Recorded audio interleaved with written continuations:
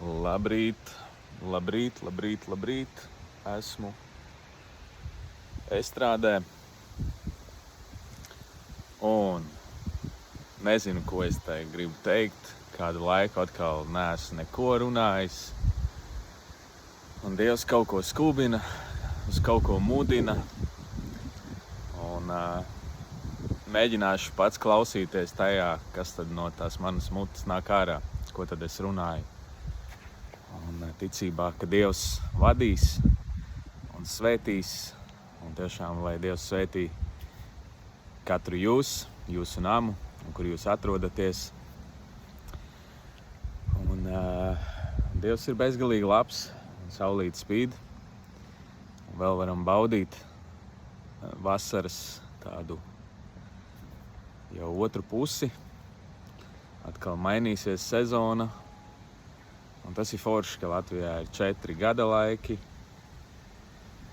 Kādreiz likās, gribu tikai vasaru, bet aizbraucu uz to Āfriku kādu laiku, padzīvoju un saprotu, laikam patīk tomēr tie 4 gada laiki.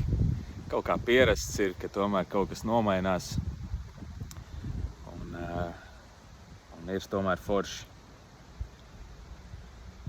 Bet jā, viss kaut kas ir noticis, tik daudz, vienu brīdi tie aktīvāk, kratīju savu sirdi ārā un dalījos ar visu, neglīto, glīto, un mācījos tādu radikālu atklātību. Un tas ļoti daudz ko darīja manā dzīvē, un ļoti daudz atvēra durvis uz visu kaut ko, un vispār daudz, kas sāk kustēties, mainīties, un slava Dievam par to.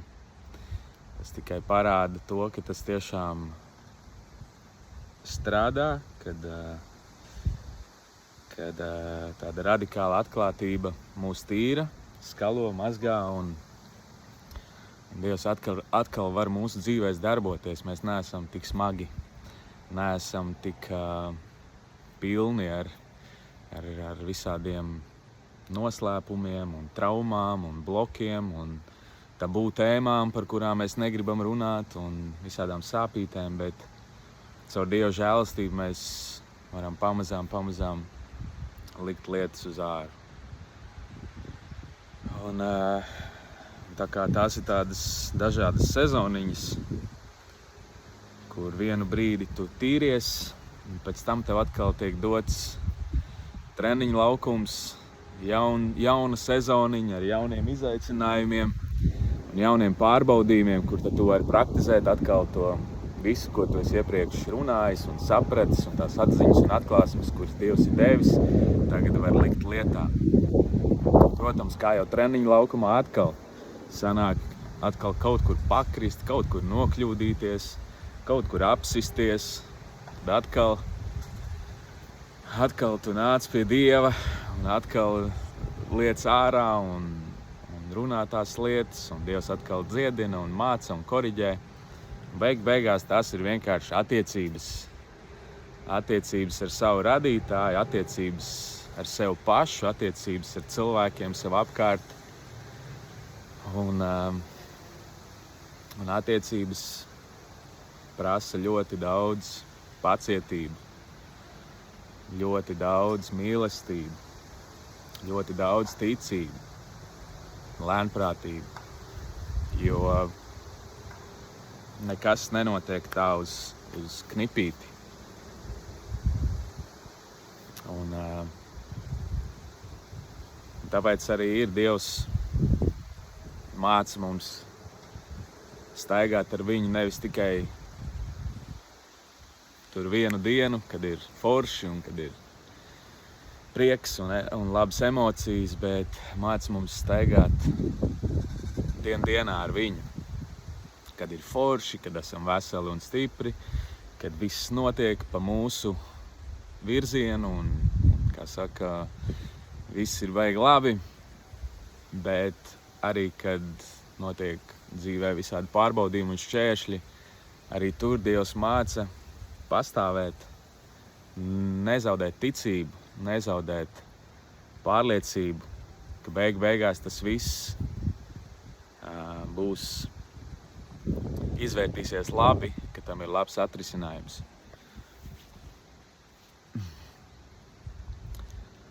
Un tāpēc tas man arī tāds skalošanas periods, kur ļoti jāmācās veidot attiecības arī ar cilvēkiem, jo patiesībā jau mēs citreiz tādu ļoti lielu misticismu, tādu mistiskumu piešķiram Dievam, bet ļoti daudz, ko Dievs dara un runā, ir ļoti praktiski redzams mūsu dzīvēs un pielietojams mūsu dzīvēs šeit uz zemes vienkāršās ikdienas lietās. Un tāpēc netik bieži arī tie vārdi, ko mēs runājam, ir no svāra, bet tieši kā mēs izturamies viens pret otru. Cik bieži tā, ka cilvēks skaisti runā pareizās lietas, bet tad kad viņš noiet no skatuves, tad tu skaties, kā viņš tur ar saviem ģimenes locekļiem vai darba biedriem vai vienkārši cilvēkiem apkārt komunicē un liekas vispār nekas no tā, ko viņš runāja, neparādās viņa paša savstarpējās attiecībās ar cilvēkiem. Un tas liek ritīgi aizdomāties, jo kā veidot noturīgas attiecības, kā veidot stabilas attiecības, kā dzīvot tā, lai tavam vārdam ir kaut kāda nozīme, lai tam, ko tu saki, tavam jā vai tavam nē ir svars, ka tavam solījumam ir kaut kāds svars, ka tam ir spēks, ka tu esi uzticams, ka tu esi arī vārda pildītājs. Un tur man ir ļoti daudz ko mācīties, un es domāju, mums daudziem, jo bieži vien ir tādi uzplūdi, kaut kādi notikumi uzplūdi, emocijas, es aizdegos, es iedegos, un tad tur ir lieli solījumi un lielas apņemšanās un viss kaut kas, bet tad atkal tikpat ātri tas noplok, tikko kā ir kaut kādi šķēršļi vai tikko kā nav vairs tās pirmatnējās emocijas, tā uzreiz, labi, kaut ko citu. Un tu vārdu sakot, visu laiku meklē kaut ko jaunu, meklē kaut kādas jaunas, interesantas pieredzes. Tu esi mūžīgais turists, mūžīgais tāds vērotājs un jaunu pieredžu meklētājs. Un tā ir savā ziņā tāda bezatbildīga pieeja, tas tāds varbūt tā ir kaut kāda dzīves fāze, bet tad, kad tu paliec vecāks, tu saproti, ka tas nestrādā. Jo tad, kad tu pats gribi veidot ģimeni, tad, kad tu pats kļūsti patstāvīgs, neatkarīgs, kad tu ej šajā pieaugušo dzīvē un tu saproti, ka tev ir vajadzīga kaut kāda stabilitāte, gan attiecībās ar Dievu, gan attiecībās ar cilvēkiem apkārt, tad tas vārds, tam vārdam ir svars, tam vārdam ir nozīme. Mana dzīve nav ne tuvu bijusi stabila. Manā dzīvē ir jau kopš bērnības, kā jau es esmu arī iepriekš kādreiz dalījies, kur ir dzīves vietas nepārtraukti mainītas, ir skolas mainītas, un vēlāk darbi mainīti, un attiecības ir mainījušās. Kad tev ir vienas attiecības, tad ir citas, un ir tāds tā kā paterns izveidojās tavā dzīvē, kur viss ir tā, uz tādu īsu brīdi, un visu laiku tu lec pie nākošā. Un nekur nevar atrast to savu īsto, tās savas mājas, to savu vietu, kur nosēsties. Tu visu laiku esi tāds turists. Un pie kaut kādām lielākām grūtībām ir jau ieradums vienkārši šķirties, ir ieradums pamest to iepriekšējo un atkal meklēt jaunu, un atkal sev stāstīt jaunas stāstus par to, ka šis nākošais gan būs pa īstam, un tad gan tas būs uz mūžiem, un tas gan būs tāds noturīgs kaut kas. Un viss ir uz tādām emocijām balstīts, un tā tas riņķi dancis visu laiku turpinās. Un tagad pēdējā laikā vienkārši Dievs runā spēcīgi par stabilitāti, par ilgtermiņu domāšanu, par noturību. Un es varu teikt, ka varbūt par cik man pašam nebija nekur apkārt tādi stabilitātes piemēri, kur visu laiku vienmēr mainījās un visu laiku attiecības tika veidotas un atkal šķirtas un darbi tika mainīti un viss pārējais. Man pat frizūras bērnībā bija pilns vienkārši. Visu laiku mainīja frizūras. Es nezinu. Visās jomās vienkārši visu laiku tu kaut ko maini, visu laiku mēģini kaut ko jaunu. Un vēlāk, kad tu esi vīlies dzīvē tik ļoti no tām pārmaiņām, un tu saproti, nekur nav stabilitāte, nekur nav mājas, tu visu laiku tāds piedzīvotājs, turists. Tu nogursti ar laiku. Ar laiku tu nogursti. Un tā es atceros, kad es sāku visādas garīgās mācības tur pētīt un tā, un visa New Age tā kustība, kur nekas nav īsts un patiesībā nekas no šī nav reāls un viss ir ilūzija un tu esi ilūzija un viss ir tukšums un viss ir tikai tagadne un nekā cita nav un vārds sakot, visu to materiālo pasauli mēģina noskalot podā un nav laiks, nav reāls un vispār nekas nav reāls, ir vienkārši nekā nav, viss ir vienkārši sapnis. Un man liekas, tas ir tāds arī viltīgs veids, kad mums trūkst tās zināšanas, kā veidot ilgtermiņa attiecības, kā veidot kaut ko noturīgu šajā pasaulē. Mēs metamies otrā grāvī, lai sev pasaudzētu. Mēs sākam visu padarīt neīstu, mēs sākam visu tā kā padarīt tādu netik vērtīgu, tas nav tik īpaši, tas ir kaut kas parasts, noniecināt šo materiālo, fizisko pasauli un krītam otrā grāvī.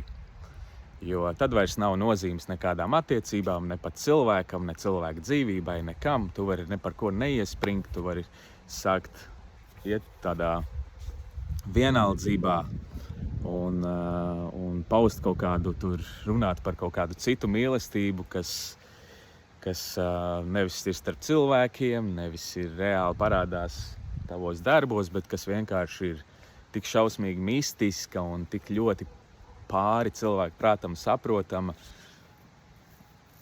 ka viņi pilnībā ir atdalīta no tavas dzīves. Un tu vari runāt vienu, bet tavā dzīvē pilnīgi kaut kas pretējs var būt. Un tā arī es ilgu laiku. Un citreiz vēl joprojām tas ienāk manī šāda perspektīva, tad, kad ir sāpīgi, tad, kad ir grūti, tad tas vilinājums ir vienkārši noniecināt visu to fizisko pasauli un domāt, ka varbūt tiešām viss ir ilūzija, varbūt tiešām viss ir tikai tāds sapnis un tam nav tāda liela nozīme un viss. Bet jā, kā jau es teicu, man liekas, tas ir tāds sevis sargāšanas mehānisms. Tad, kad mēs baidamies no īstām attiecībām, tad, kad mēs nezinām, kā veidot noturīgas attiecības, ka mēs nezinām šos principus, ka mēs neesam tos redzējuši ne savā ģimenē, ne savos varbūt vecākos, ne pēc tam savā dzīvē. Mums nav vienkārši labi piemēri noturīgām attiecībām. Tad mēs ieejam šajā turista režīmā.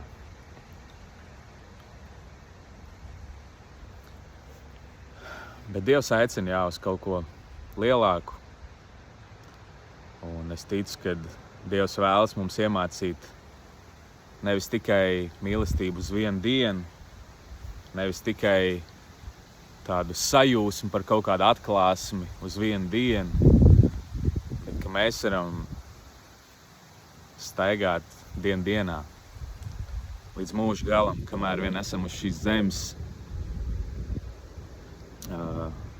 staigāt viņa mīlestībā, kas ir krietni pārsniedzās tikai patīkamām emocijām un sajūtām, bet kas ir stabila. Un pat ja kaut kas netik labs notiek, ka tas nemaina to mīlestību. Tāpēc arī Dievs, kad viņš mums kaut ko sola, tad tas solījums ir uz mūžiem. Mēs paši tur varam ļodzīties un un uz brīžiem atteikties, bet Dievs savu solījumu neatceļ.